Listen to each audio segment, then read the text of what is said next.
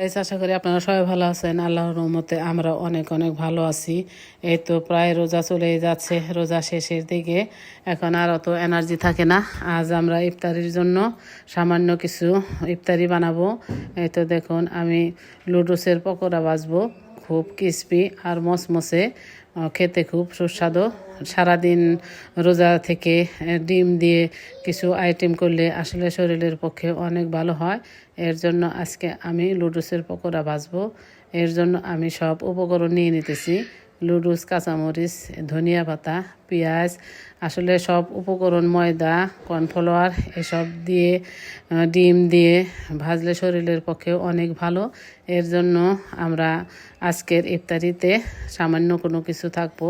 রোজা শেষের দিকে আসলে অনেক কেনাকাটা কিছু এদিক সেদিক যাইতে হয়। এই কারণে আসলে প্রথম রোজায় যে সব কিছু খাওয়ার আমজাম থাকে, শেষের দিকে অত ওই রকম হয় না।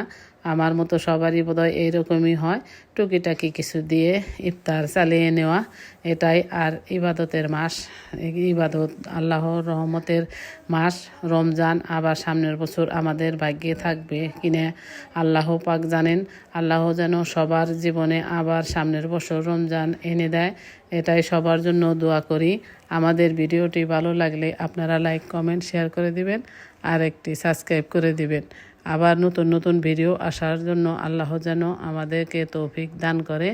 আপনাদের জন্য অনেক দোয়া রাখি, আমাদের জন্য দোয়া রাখবেন। আল্লাহ হাফেজ।